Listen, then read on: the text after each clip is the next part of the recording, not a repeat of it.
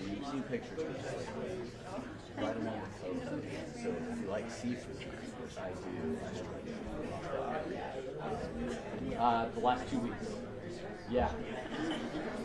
We were Cinque Terre for 4 days, Naples for 4 days, and then bounced around. We stayed in Monroe. Yeah, we went over to no, it's only the first 2. It's only yeah, I don't think it has been opened by now. There was a picture on the wall in the store in Monroe showing,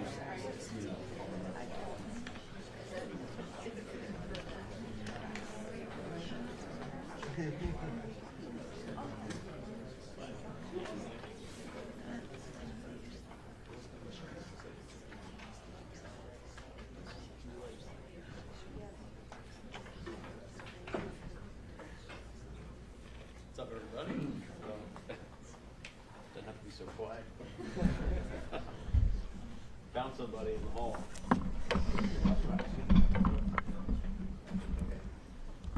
John will be down here in about 2 hours. Well, after Greg asked me that question the other night, I kicked the wall and had to have toe surgery. So I'm all weirded out. Sorry about that. All good, brother. That's a joke, Greg. Scheduled surgery. Behind in the middle. Yep, you're going to go right behind. Perfect. Step up towards the table a little bit. All right, Byron, hold up that jersey. Perfect. You're looking right here at my camera. We're going to do stills first. We're going to get out of the way, and then we're going to do some video. John, can you come in just a little bit? Perfect. No. Great. Awesome. Thank you. Okay, hold on. 2 more. All right, we're going to get out of the way. Let video get a shot. Big smile. The middle one? All right. Great. Thank you. Thank you. Thanks, guys. Awesome. Nice toss. The more you can do. Just talking about I'm playing running back, so. Quarterback All right. on the table. Well, welcome everyone. Awesome day, exciting day here at the VMAC. Byron Murphy Day. It's an exciting deal, first round draft choice. So everybody in the room for the last several months has been very excited about this day. The opportunity the other night to be able to select Byron with the 16th pick. It was quite stressful, I gotta tell you, brother. But I can't tell you, how excited everybody is to have you here. So on behalf of Jody Allen, our family here in the building at the VMAC, and all the 12s, we wanted to welcome you. And Mike, if you had a couple. Yeah, we're just really excited to have you, man. And like John said, it was an exciting night on Thursday. I told some folks it was kind of like a game of Planko on Price is Right. Just trying to have everything kind of slot out, to work our way. And when it became evident that Byron was going to be our guy, it was just really, really exciting in the room. And want to thank all the people that into the process that put all the work into finding the right guy. I think Byron's the right person for our team. And just really excited to get this thing kicked off, man. Just congratulations to you and your family. And this will be a long, fruitful, fun relationship, man. A lot of great things in store. So congratulations. Go for it, buddy. Yeah, wherever you go. Introduce your family first. Man, so today who I have with me, in the corner right here, got my dad, Byron Murphy Sr., got my mom, my queen, Sanisa Murphy, and my beautiful girlfriend, future wife, son, Maya Hurd, and also my agent, Ron Slavin. So, man, I'm just right now taking it all in. Just very excited, man. Really just blessed to be here. Growing up, Seattle, been my favorite team. So, man, just to be a part of this team, in this organization, man, it really means a lot. I'm going to give them everything I got, each and every day, 110%. Man, I just want to say thanks to both of you guys just for trusting in me, believing in me, and even, picking me to be, part of this team and everything. It really means a lot, man. And it's a dream come true. Just blessed to be here. We'll open it up to questions. Byron, just take us from Thursday, getting that phone call to now, what's the last few days been like for you? Man, the last few days, it's been crazy, even starting from Thursday, just getting that phone call, man, it was just, so overwhelming, man, just getting that call, man, it was just, I can't really describe it, it was like a dream, so, but man, when I got the call, man, I was just so excited and happy, and I was just able, just really thankful, to share that moment with my family and everything, because, that's something we never experienced, so just to have, just to experience that with my family and just to cherish them moments, man, it really means a lot. What was it like being a Seahawks fan in Texas? Man, I know it sounds a little funny, I get the question a lot, like, why? How come you didn't like the Cowboys? But in my household, everybody disliked the Cowboys for some reason.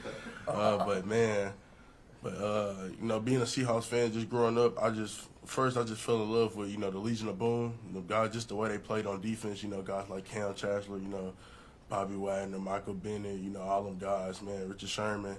And, man, just seeing how them guys play on defense, the way they just set the tone and go out there, just the way they play, man, that's something I wanted to be a part of, and also, too, growing up, I was a huge fan of Russell Wilson. Like, I loved Russell Wilson growing up as a kid, man. So watching them guys go out there, just dominate their opponents, and win the Super Bowl, man, it was crazy, That's one of my goals. I'm trying to win games and, bring the Super Bowl here as well. Why'd you pick 91?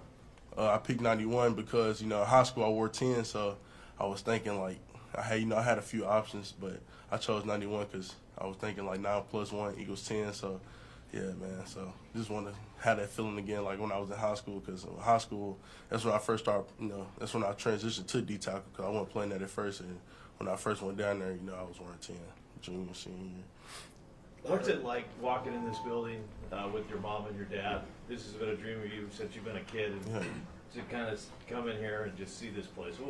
What's today been like for you? Man, today's been amazing, and it's a great feeling, having my parents with me, because they've been with me since day one. So having them here with me, it really means a lot, Again, it's a blessing, they push me, each and every day, to get here, they the reason why I'm here right now. They the reason why I'm talking to you guys, they the reason why all this, happened. So, they kept my head on straight, they taught me right from wrong. They did a great job, taking care of me, man.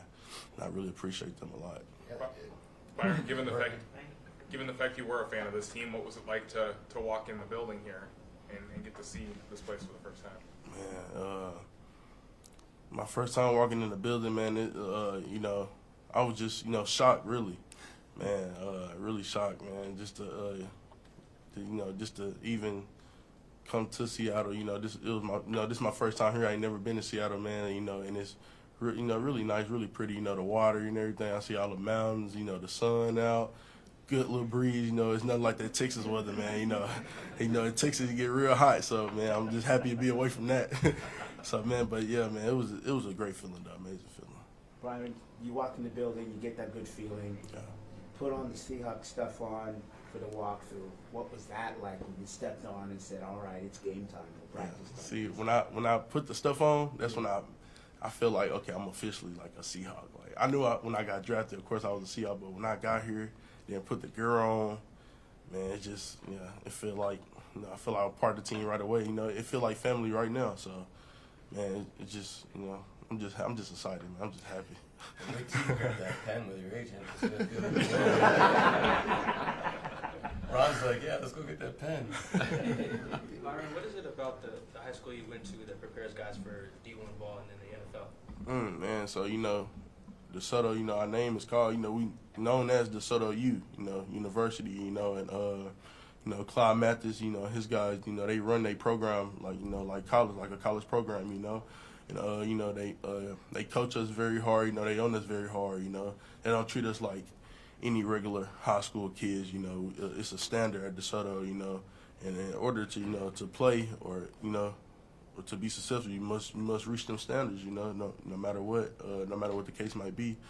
And man, DeSoto taught me a lot, taught me a lot of just about how to get through adversity. You know, the ups and downs that come with football, man. So they taught me a lot. You know, Coach Matthews, you know, my D-line coach, Coach Miller, man. So you know, I give my hats off to them guys. Did you overlap there at all with LaVisca Chanel? Say it again. Did you overlap there at DeSoto with LaVisca Chanel? Oh no, man. LaVisca, you know, he was older than me. I didn't get you know, I went to high school when he was there, but I remember him though a lot. Yeah.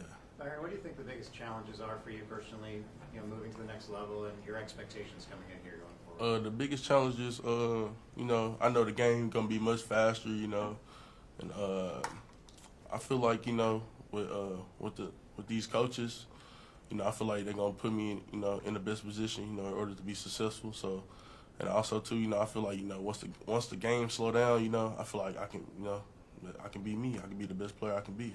Byron, you were a linebacker before you moved to D-tackle. Were you at all, linebackers maybe a little bit more of a glamorous position than playing D-tackle. Were you reluctant at all, or were you like, how was that explained to you as like maybe that was your best path moving forward, was to make that move? Man, so what happened was the reason why I made the move, so it was like my 10th grade year, I was playing middle linebacker, and we had like a little play where I go to nose. So I ended up going to nose. I ended up making a TFL in the backfield. So like the next day, my coach came up to me. He was like, "You ever thought about moving to D tackle?" I looked at him like he was crazy because I never seen myself being a defensive tackle. You know, I'm telling him like, you know, I'm a skilled guy. I'm not finna play down there in no churches, man. I ain't ready for that.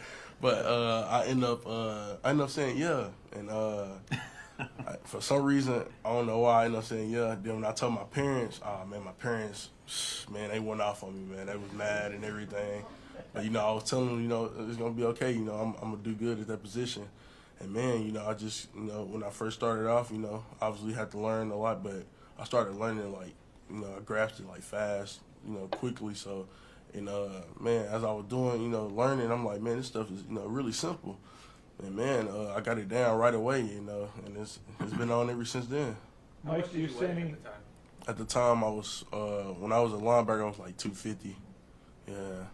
Mike, do you see any linebacker traits or past in his game? Say it again. I'm asking Coach Macdonald if his A you see any a 250 linebacker is pretty impressive. Yeah. There's not many of those walking the earth. Do you see any what was the linebacker question again? I'm sorry. Yeah, in high school. Do you see any linebacker traits in his game, quickness-wise, or anything? Yeah, absolutely. Just movement ability, working edges, things like that. Just has a natural feel for kind of playing blocks, working like soft part of the pass set, and yeah, you can see some linebacker ability in there. And Byron, what is the area of game you think you need to improve on? I feel like I need to improve on, you know, pass rushing, and, you know, and finishing on the quarterback. You know, obviously I know I can pass rush, you know, very well, but I feel like, you know, that's something I need to get better at. And, you know, just my game period, you know, I feel like there's always room for improvement, you know, in every area, you know, every aspect of the game.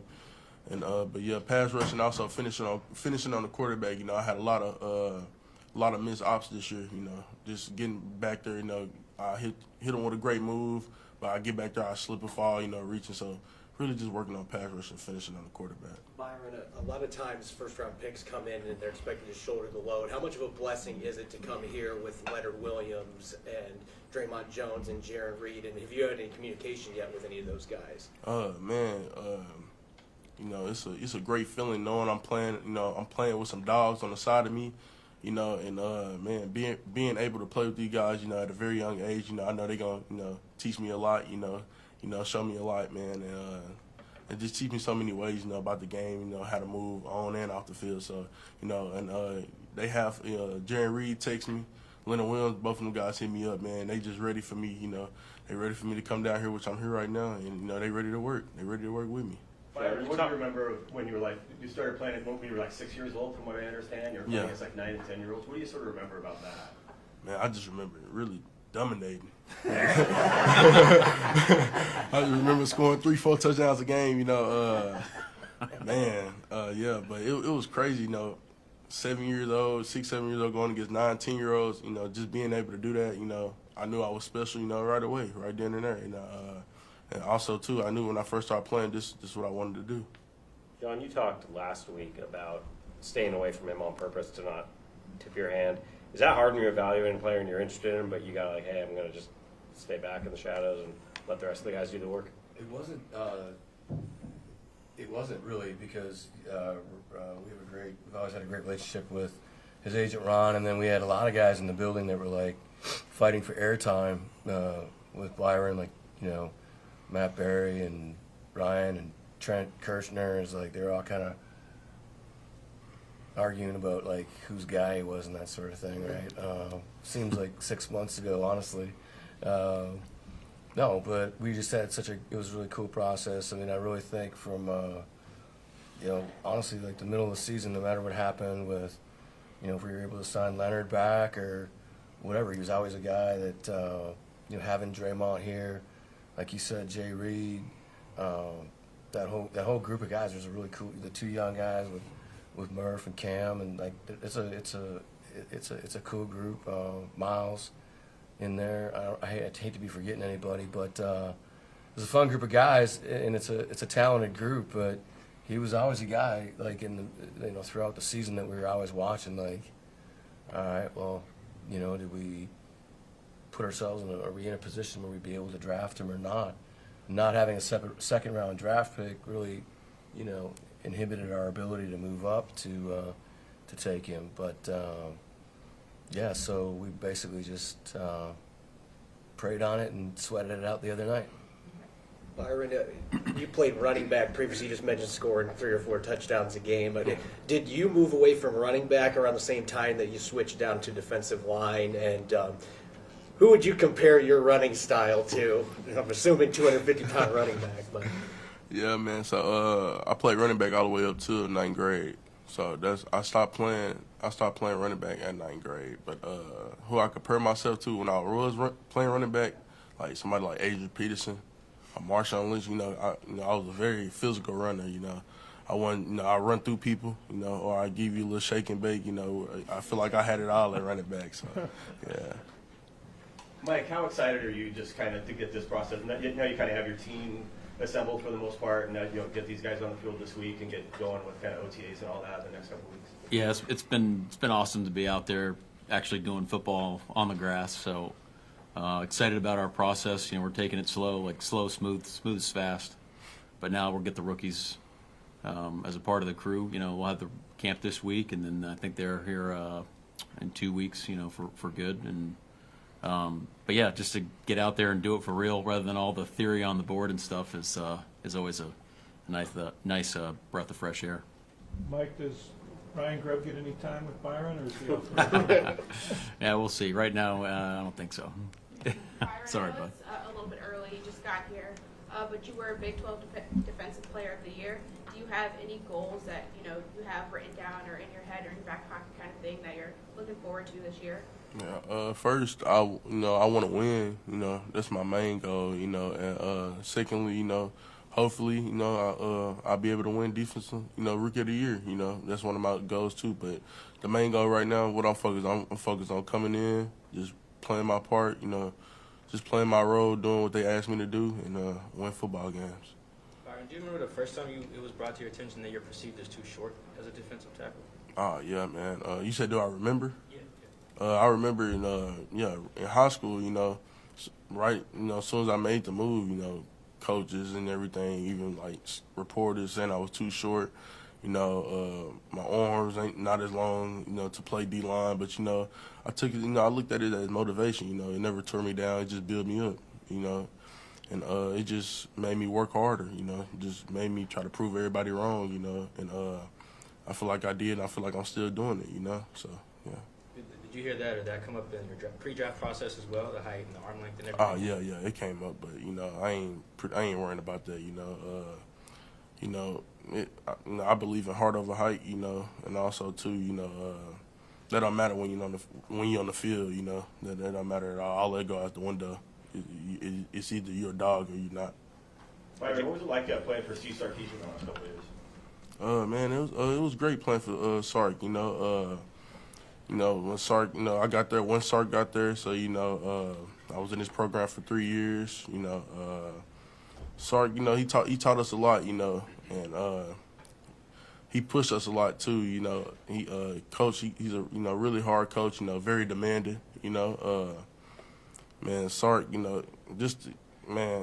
playing for him, man, he was, great coach. Just the way he was able, turn the program around, with us, and him, and I feel like, he know what he's doing. He know how to put his, players in the best position, to be successful, to get to this, get to this point right here, and the win too. So, yeah.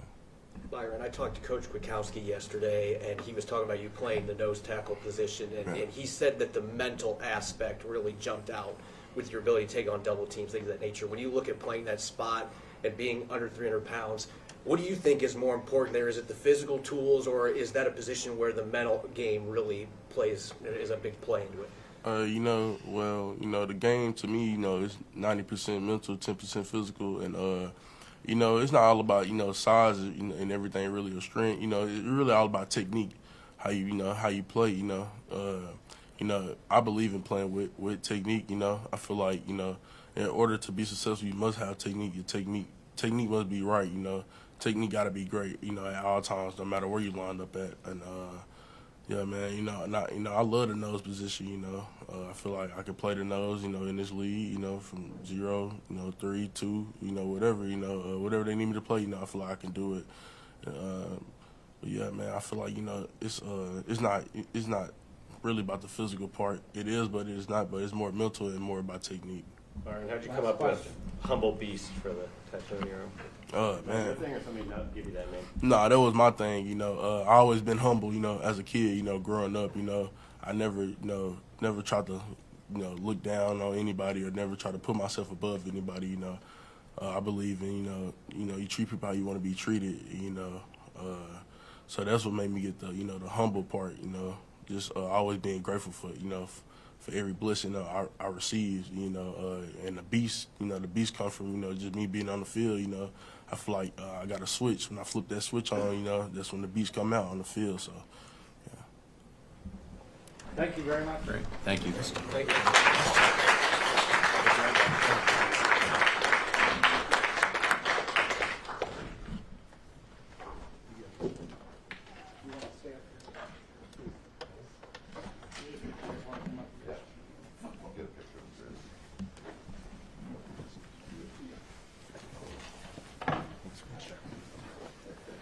You guys can come behind the table back to where you were in the middle. That'd be great.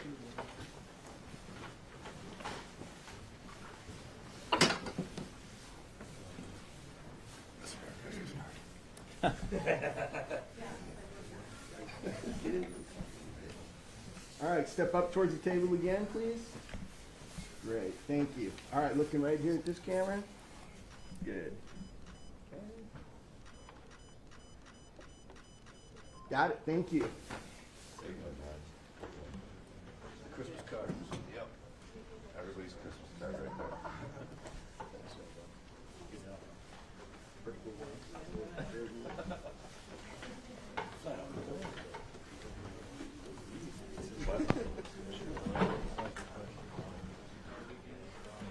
He kicked you in the hand, didn't he? That's what he should have said.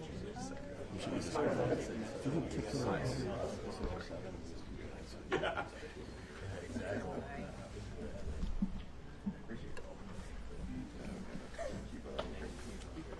Chris?